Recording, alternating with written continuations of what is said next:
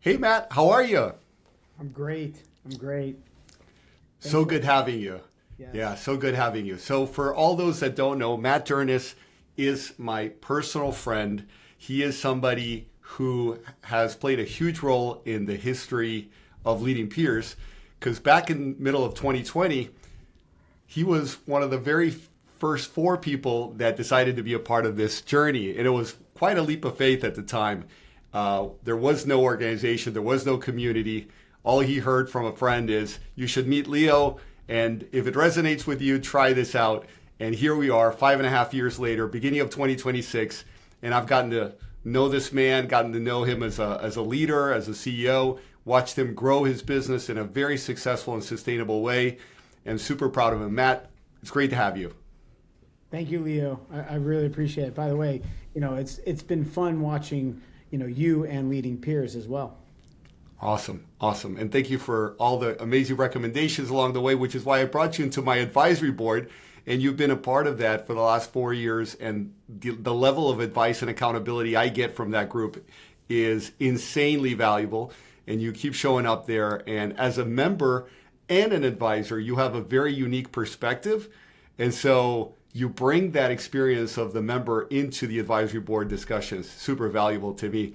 So I want to have a conversation about your journey as an entrepreneur. There are parts of it that we may not have ever talked about, because in meetings we focus on present day wins, challenges, strategy for the year ahead. So can you walk me back a little bit to how this all happened?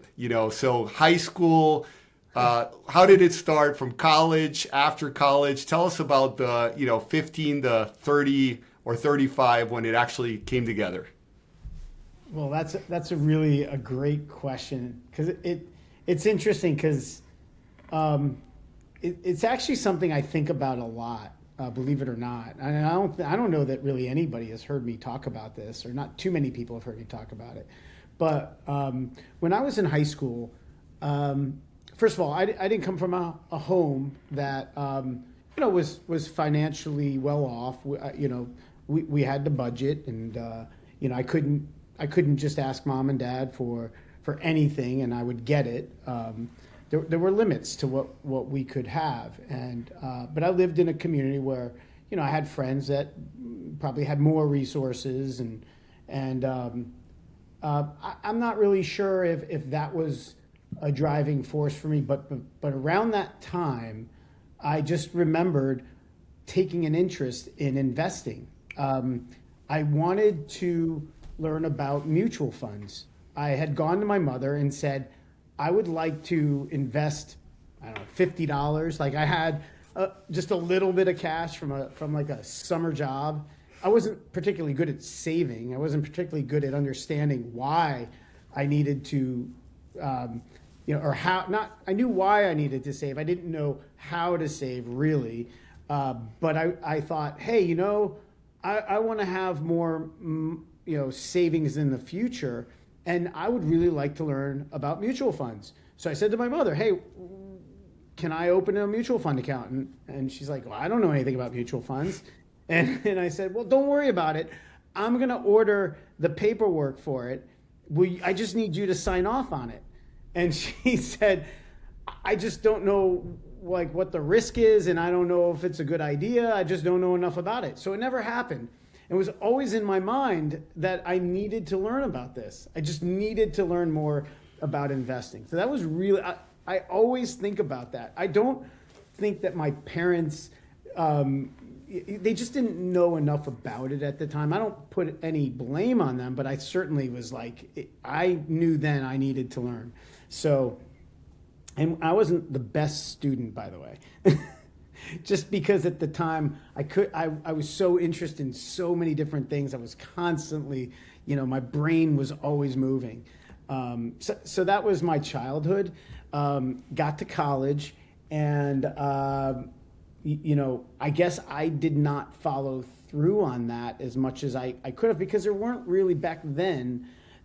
I didn't have access at the school that I went to like investment clubs, or at least I was unaware of how to get into an investment club. And again, I was really just interested in having fun. left the state of Florida and so forth. And so that was really what happened for me. When I got out of college, I decided, I said, all right, I want to do something where I can help people, but I want to be able to make a lot of money. And actually, I'd like to be able to help other people make money because, again, when I was in high school, I was like, not everybody knows about this stuff. So I went actually to FIU at the time had a survey. I don't know how I wasn't a student there, so I don't know how I was able to take advantage of it. Although I think I took a class there once, and they had this like digital. They had at the time they had a terminal you could go to, and they gave you this like survey. It was similar to, I don't know if you've ever read the book What Color Is Your Parachute. It's a phenomenal book, and in What Color Is Your Parachute, it basically asks you what your skills are. What are things you like, dislike. It gives you advice when you're starting out in a career. About going and doing like a shadowing with others. Well, anyway, I went to FIU because I was in search of where do I figure out how to do what I enjoy, but also have some success at it. And so I took that survey and it pointed in the direction of financial planning. And that's how it all began. I interviewed with a bunch of companies. At the time, there were brokerage firms, of course, that you could go to work for, like the Morgan Stanleys and the Smith Barneys and all of them. But they didn't really speak to me because for me, I wanted to be giving more advice than giving than just selling stocks or selling mutual funds. I wanted people to have a purpose for what they're trying to accomplish, and that was really how it all began.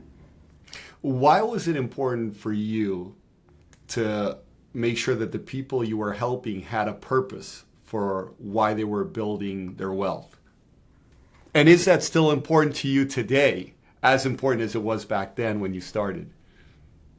Wow, that's a phenomenal question. I don't know that I've ever been asked that question. I don't know that I've ever been asked that question. So why was it important to me? Well, for one thing,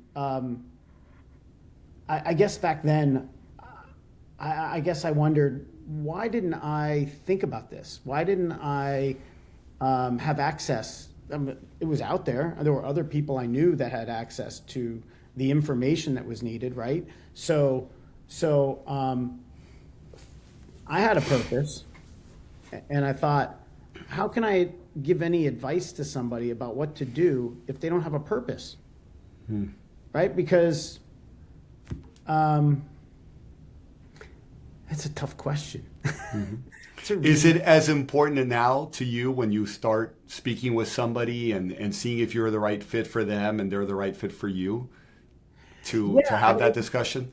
Yeah, absolutely. If I meet with someone, okay, and I ask them, okay, well, first of all, the reason we meet with people is often they've heard about us, and that's generally how we get a lot of our business, is that somebody's referred to us and they have a life event. Generally, it's because there's a life event.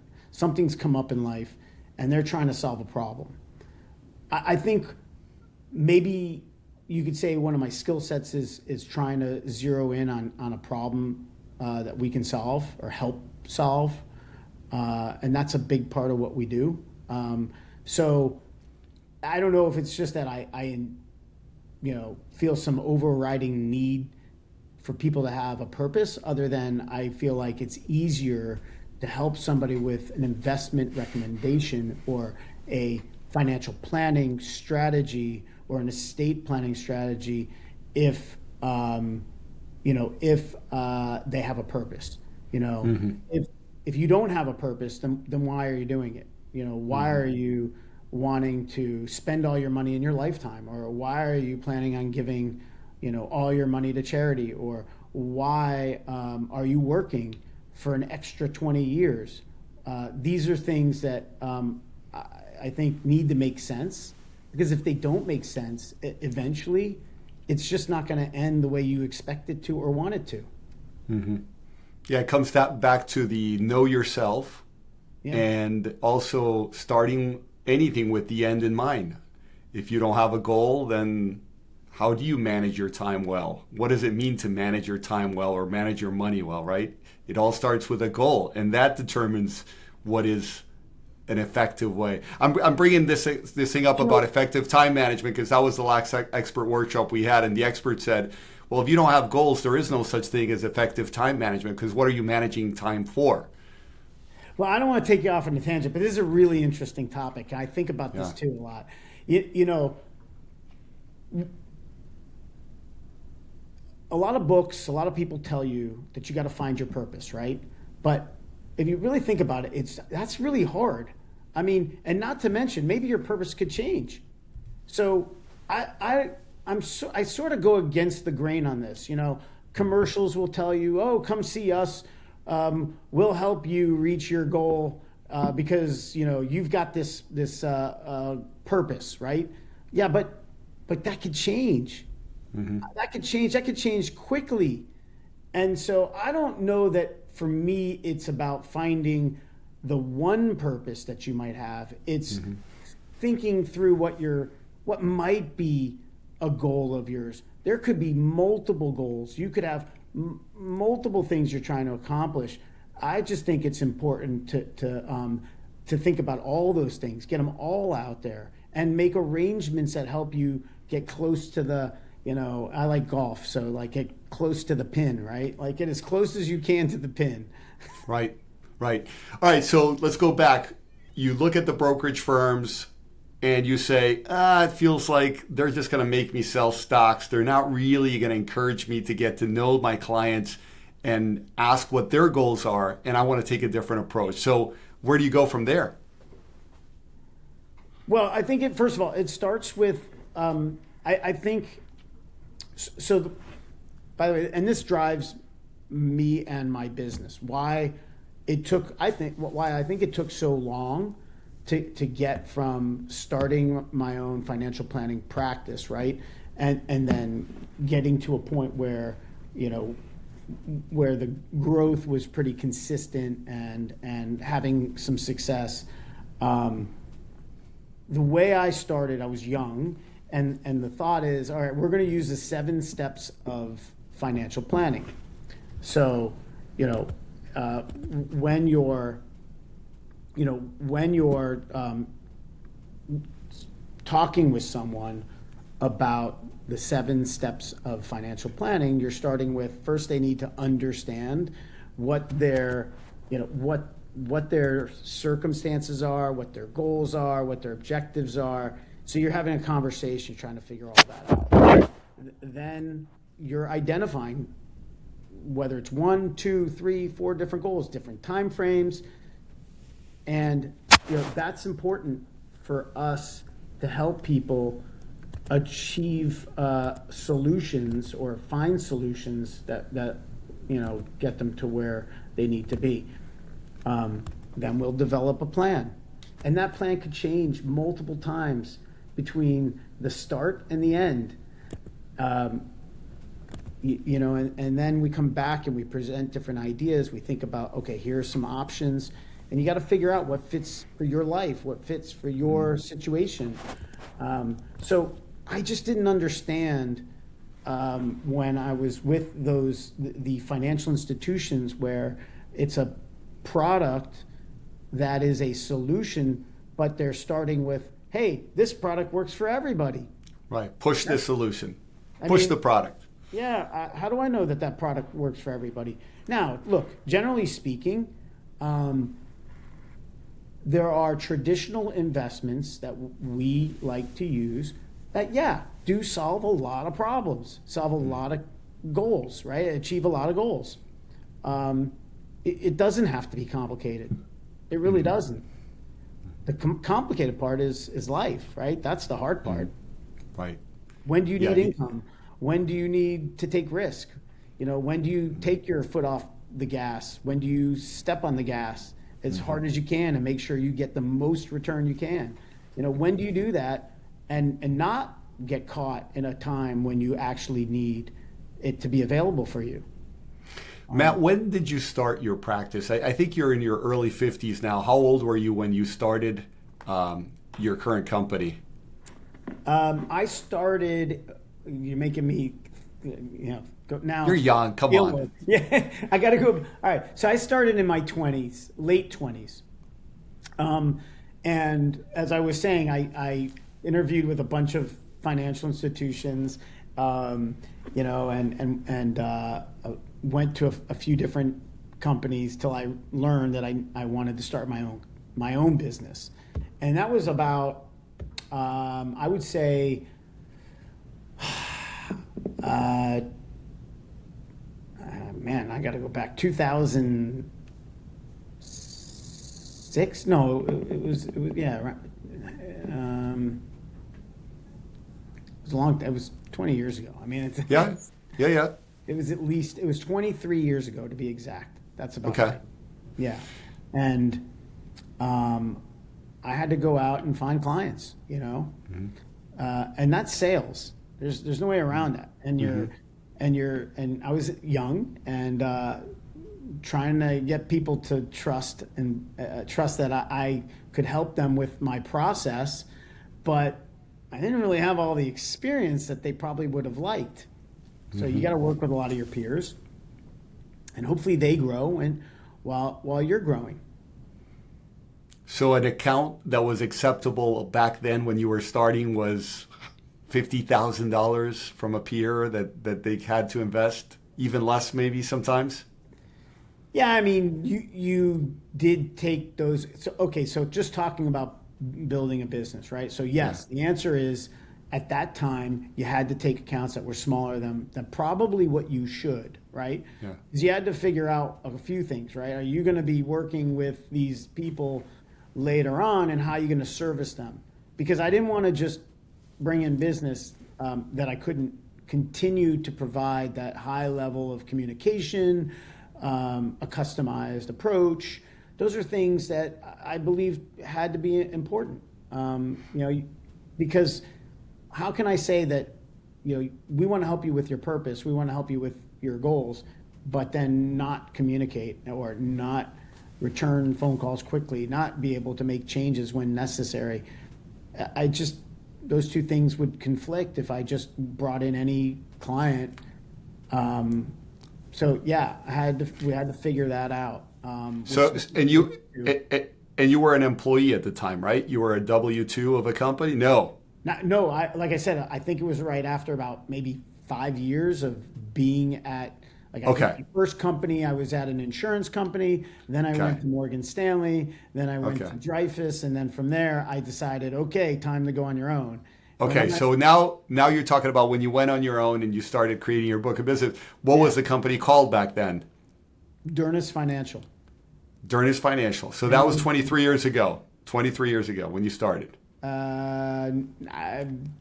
Give or take. 2003. Give or take. 2003. Okay. So is that the same firm you're leading today, or what happened along the way? Well, Dernis Financial still exists. That's the company. But the DBA, and this is something I changed at some point, was I changed it to Retirement Consultant Services. And the reason I changed it was because I wanted to be able to build a practice that other people could work in and not feel like they're... I didn't love the idea of making the business all about me. Now, I might be the advisor, the financial planner, but I wanted to be able to include other people in the business. That is just as much a part of them as it is, a part of the work that they're doing. And I didn't want it to be all about Matt Dernis, because it's really about our clients, right? It's really about the work we're doing for them. And so when did that change? When did you adopt that DBA? When did you decide it was important to build that team? Yeah. So if you go back to 23 years, right? So as I was growing, client by client, as markets went up and the people trusted us and we got referred to the next person, at some point I had to add to the team, and I had some choices. You can hire or you can merge, and I tried the hiring route, but was going faster and said, wait a second, I'm going to have to hire several people all at once.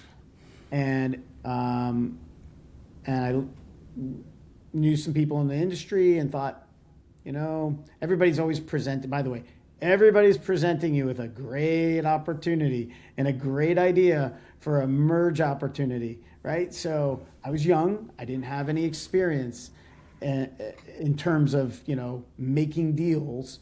I would do the math and make sure the math worked out. And often it did, but there's a lot more to having a partnership.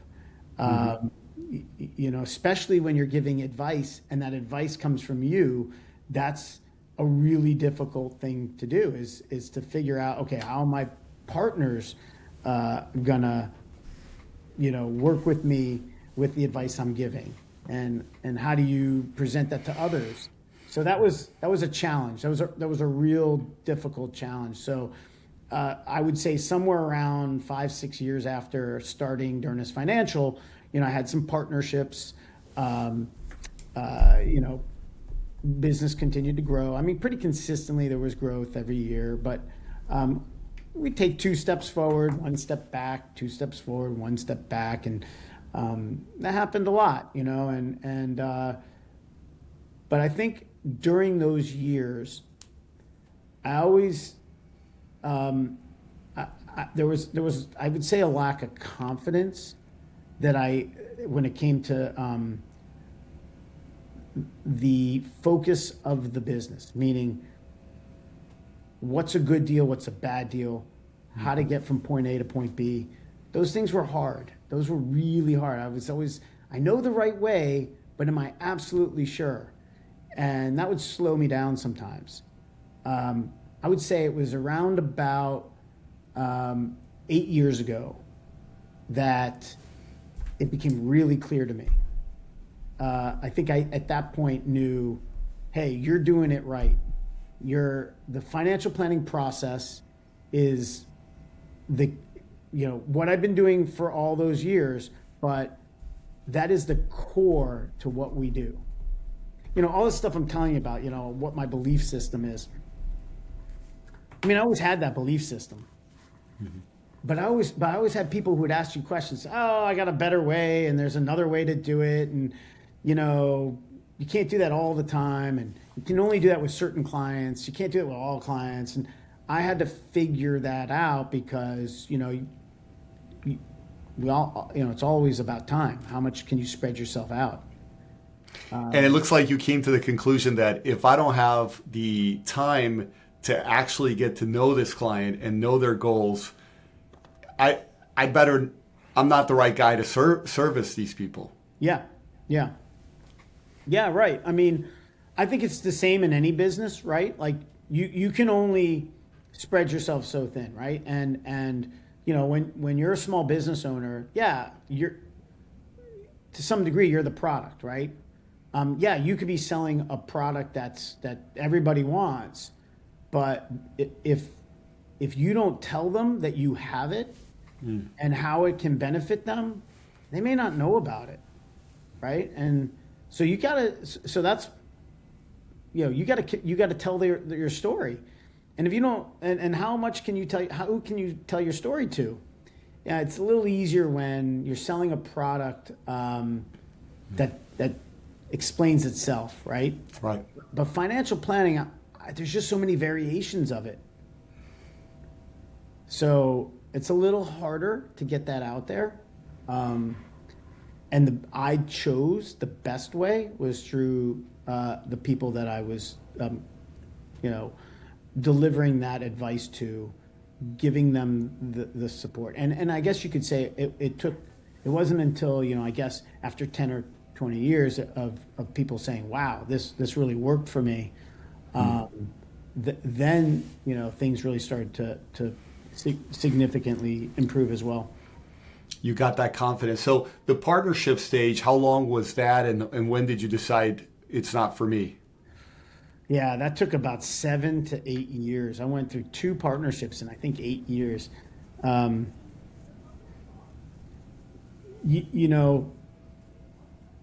will tell you that when I did that, I wasn't great at saying no, and I wasn't great at saying, wait a second, I know what's right here, and this is how we're going to do it.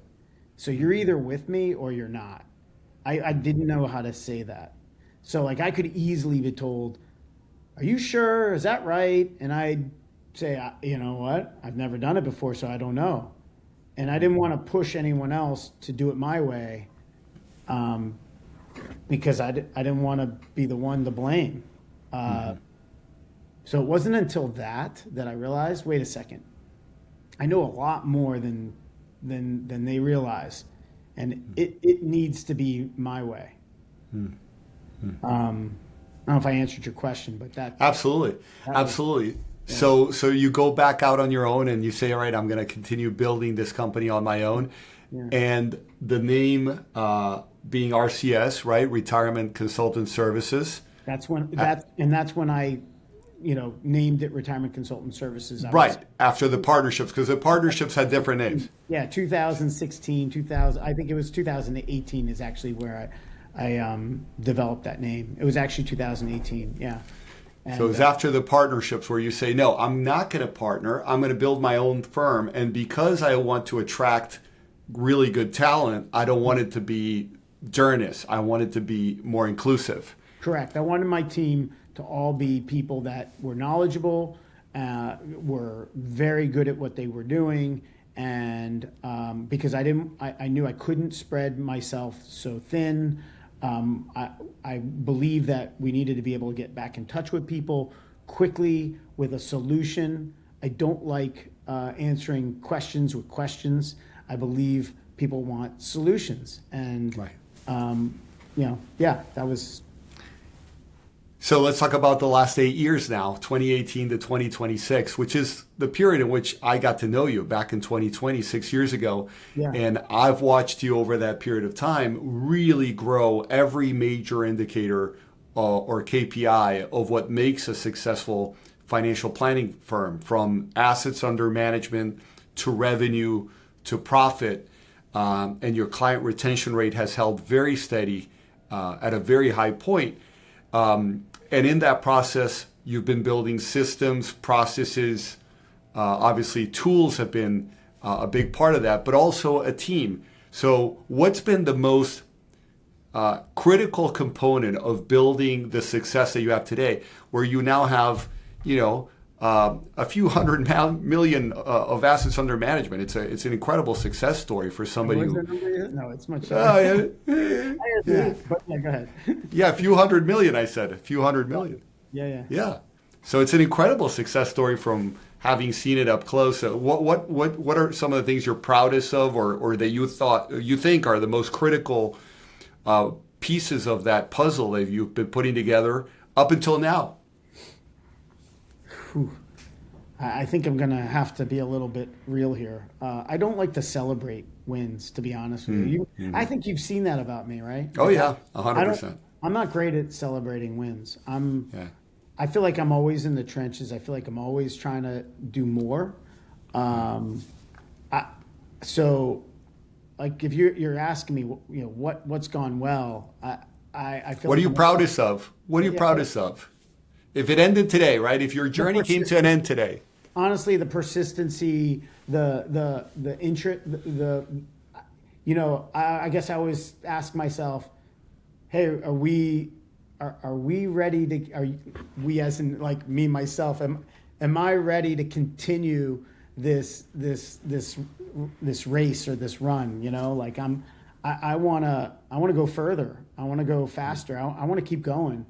And so that I think I'm proud of the people that work with me and want to do the same. I love that I have a staff now that wants to achieve the same level of success. Now, what does that mean? Success can mean a lot of things, right? For everybody, it's something different. But I just. That's a tough word for me. Like, what am I proudest of? I'm not proud of anything. Honestly, So let me ask you a different question that might help. I mean, at least it's something I'm curious about. Why do I have to be proud?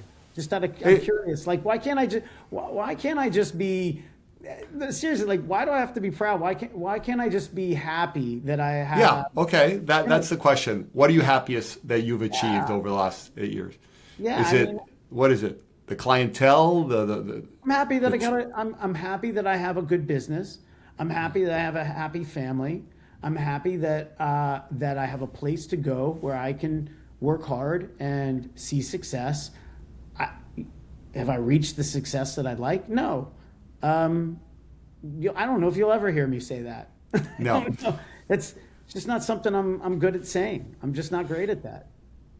Matt, when you think about what you want to achieve now, focusing on that, since you like to see the part that's missing, the part that you're aiming for, do you think of it more in terms of number of clients you'll serve, or assets under management, or a certain revenue, or profit, or company valuation when you sell your company or book of business? Is there something that you envision that you're working toward more than anything else? I mean, I know these are all relevant, right? They all are part of the development of a thriving financial planning practice. But is there one in particular that you know means more to you than the other?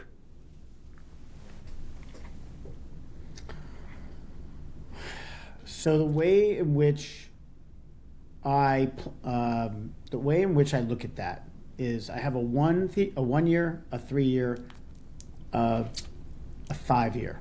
Okay. And yes, we have multiple data sets that we're trying to achieve. For example, each year I want to reach a certain assets under management goal. Mm-hmm. Whether I do that in number of clients, this is an interesting thing for financial planners. Mm-hmm. Some people think, well, you want to get as many new clients as possible. No, why would I want that? That means I got to have a much larger staff. Why would I want that? I would rather have, if I had 3 new clients to help me achieve the assets under management goal, why do I need 10? Mm-hmm. That's a misconception, right? Plus, I could do more for those 3 or 2, whatever number I use, than I can for 10. Mm-hmm. So I think I've never said that really out loud to too many people. Don't get me wrong. I love helping as many people as I can. I would love to help as many people as I can. I'm not turning people away that are a good fit for us and we're a good fit for them. We're not doing that. I mean, I want to help as many people as I can. But honestly, if I could reach our assets under management or our profit or our revenue or our, is one more important than the other? No, because I'm not just looking at the 1 year. I'm not just looking at the 3 year. I'm thinking about 5 years. What does this business look like in 5 years? I have a lot of different outcomes that it might look like, and what I need to do to get to one of those outcomes. So that's what drives our day-to-day. What we're doing day to day to get there. If I reached one of those, goals in 5 years, I'd be happy. Mm-hmm. So Matt, would I be proud? No. Happy is more important than proud. Content. What is a great client for your firm today? What is your ideal client profile today? Okay, so I'm for a new client. You're asking me, okay, what's the assets that they should have? But honestly, or personal characteristics. The first answer is someone who has a need. That's somebody who needs to solve an issue. Meaning I want to retire in 5 years or 10 years, and I'm not really sure how to do that. Or I have a large family and I've amassed significant wealth and I'm not really sure how to do that. A big thing that we have become really good at in our firm, and by the way, this is something I'm proud of. One thing that we do. I got you to say it. Here's one thing I'm proud of. We actually have, we do a lot of work for multi-generational families, where you'll have significant wealth in a family, and you've got children, grandchildren, ex-spouses. You've got multiple families that either are somehow, financially interconnected, and there's a lot of communication that has to happen. Anybody who's in that situation knows it's complicated. It's a lot more complicated than it may seem. People always say, "Oh, I wish I had all this money," right? Well, yeah, you can be extremely happy having all those assets, but you better have a purpose. You better know why you did that and what you want to happen next, because it could be really difficult if you don't have if you haven't talked through it. That's another thing. Who do you talk to about all that?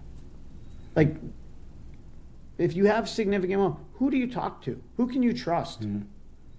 That can answer a lot of different questions. You can talk to about tax planning. That you can talk to about your estate planning documents. That you can talk to about your insurance. That you can talk to about the risk you're taking in your business or your investments.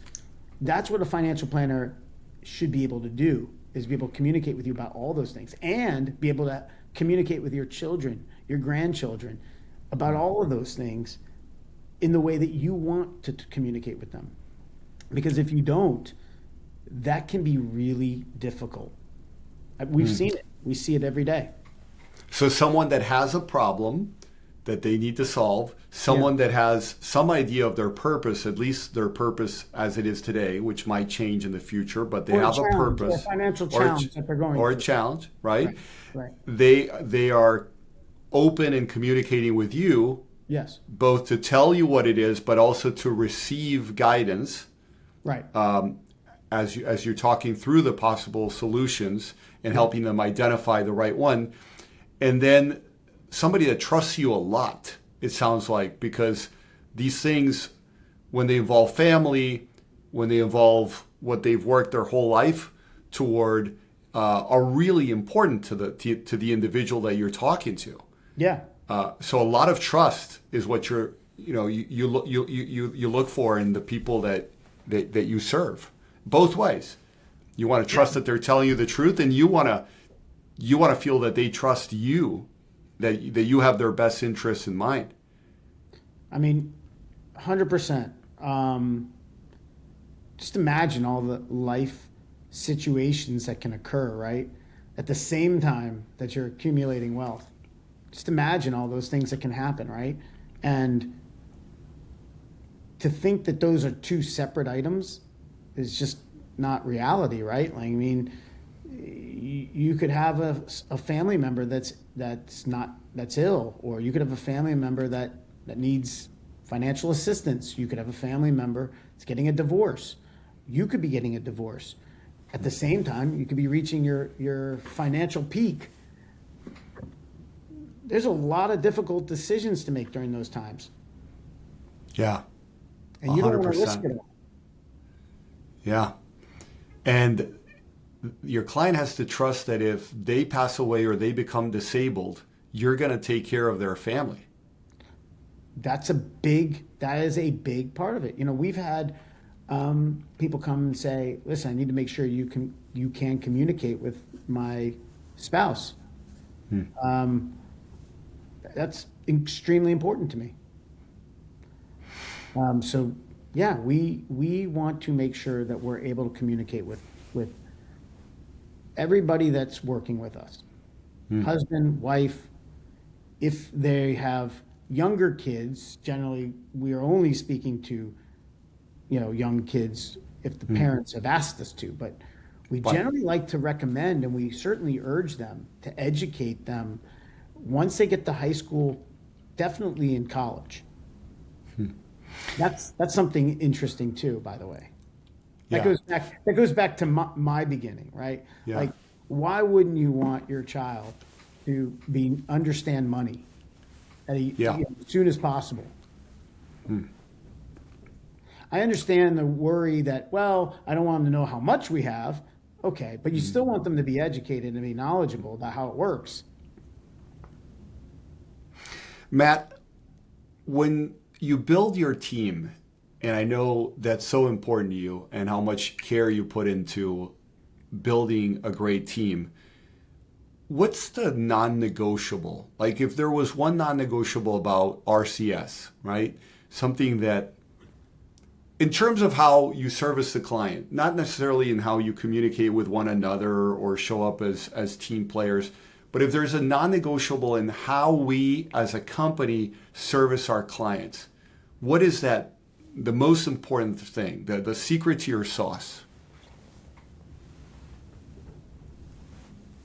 Well, I have these, I don't know if you call them mission statements, but I always say, always be nice, always be kind, always respond as quickly as possible to our clients.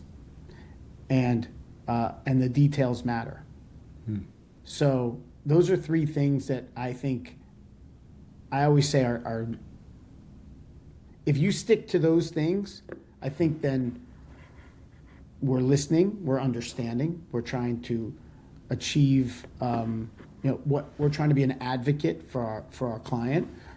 First, where when there is a question or a concern or there is a goal or a need, understand that it's something important. Therefore, everything's important. Therefore, we need to be urgent, right? I mean, we have to be urgent in getting it done. And we need to be as accurate as possible. And my staff doesn't always like me because I'm a little tough in this.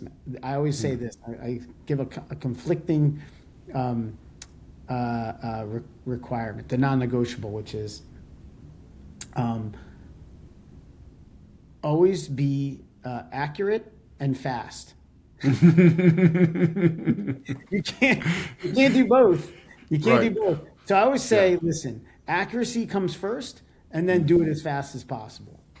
Gotcha. So quality and then speed. Yeah. And speed. Yeah. So that's your non-negotiable.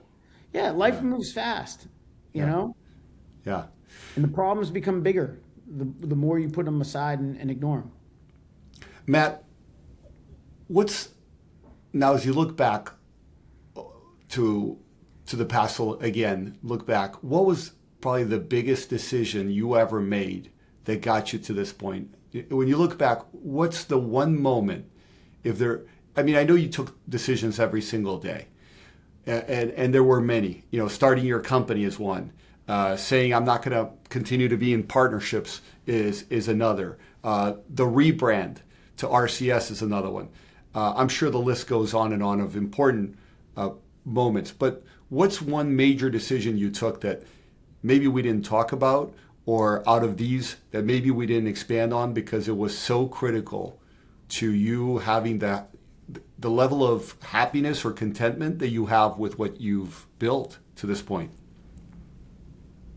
I mean, there's a couple of answers to that, right? Like one is just trust myself. That was something that I had to learn. I didn't mention, I don't think it all began at this point, but it certainly helped build confidence that I probably didn't have when I was, not probably, that I didn't have when I was younger. I during the pandemic, I went out and started doing some hiking. And I went with a couple of friends of mine from college, and they were pretty, they were really in shape, and they were, we didn't just go hike, a mile or a couple miles. We would do 10, 15 mile hikes and, 4,000 foot elevation gain. Went to Colorado and did some 14ers in Colorado. And what's interesting about hiking as opposed to running, it gives you a lot of time in your head. You feel every step. You feel your breathing. I don't want to sound crazy, by the way. I'm worried that what I'm about to say makes me sound a little crazy, but Go for it. You're in the right place. But the reality is it just allows you to pay closer attention to what you're thinking and what you're feeling. And so when you reach the peak of a mountain, and you look out and you realize what you did, you feel a sense of accomplishment. And it's interesting. I would find that when I saw the peak, it's the joke I told my friends. I'm like, I made it before I got to the peak, because I knew that as soon as I got to that peak, I was like, that whole excitement of reaching success would be gone. It's the climb. It's probably different than most people. I'm sure maybe I'm a little crazy like that, but honestly, like I felt success 10 feet from the top. The second I got to the top, it all went away. It was like, okay, that's it. I'm going to have to do this again if I'm going to want to feel that success. But anyway, I'm sorry, I'm off on a tangent. I know. Well, I mean, the first part of your response was the moment you decided to fully trust yourself. Right. Which you mentioned that moment about 8 years ago, where you just said the way I've been doing things is really darn good, and I'm gonna really believe in what I have to offer and not second guess myself going forward as much. Right, and then going through that journey, the hiking and going through that journey, it allowed me to look backwards and say, oh, these are the things you did wrong. These are the things you did right. And it was just a matter of time. You just needed to push through. You needed to get to the top. You needed to push harder. You needed to trust yourself. You needed to know that you could get to the peak. You just needed to walk. You just needed to take one step in front of the other. Like, I didn't understand that. Wow. So the value, the biggest lesson of it all that's coming out for me is the value of persistence, of perseverance. Because you don't know at the beginning when that moment of confidence is going to come, but it comes from iterations, it comes from at-bats, and learning from the things you're doing right and wrong, and having that time to reflect and draw the conclusions. Yeah. That's pretty gold for a lot of people who are listening to this, who I would imagine most of them are CEOs of companies. Sometimes they are so bombarded by the noise that they're not making space to think and draw those conclusions of what am I doing right, or what did I have I been doing right, and what am I doing wrong? What have I been doing wrong? And learn from that introspection. Yeah, I went to University of Alabama. Nick Saban, he preaches about the process. It's all about the process. Find a process that allows you to make mistakes, learn from your mistakes, and push forward. And just keep going. Stick to your process and keep going. Make those mistakes as fast as you can and move to the next task that you need to. But you do need to give yourself time to look at your strategy and make sure your strategy is right. And the only way you're going to do that is have some confidence. Awesome. Is there anything I didn't ask you that an entrepreneur, whether it be a member of our community or somebody who is not a part of Leading Peers, could benefit from learning about your story and how you managed to build this really, really impressive company that I'm really extremely impressed, not only because I know your KPIs and how they keep getting better year after year, but also because of the consistency that I see in your love for your craft and your interest in continuing to refine it, every aspect of it, the tools, the process, the people, the level of collaboration, your clientele and their trust in you and your reputation and positioning in the market and the new product, services, and offering and approaches to the new opportunities that exist. Is there anything else that I didn't ask you about that's important to share before we wrap? Wow, that was pretty comprehensive. Thank you for putting it like that. I genuinely respect you very much, my friend. Yeah, I appreciate that. Thank you. Like I said, I think we covered a lot. I mean, yeah, I'm always thinking, how can I do more? How can I do better? I'm always impressed by those. I think, look, I could talk forever about this stuff, so I don't know if there's anything I add. I just know that if you can find somebody in your industry that you can emulate or that is doing something that you believe is working, learn as much as you can from them, right? Mm-hmm. And then go out and learn from yourself. Make mistakes. That's what I had to do. I had to trust myself. I mean, at some point I had to trust myself, and I don't know if there's much more to say about it than that. All right, my friend. Enjoyed the time with you as always. Thank you. Yeah, thanks. And keep striving. Yeah. Keep climbing. Keep climbing. I'll be there for you. All right. Thanks, Take care, Matt.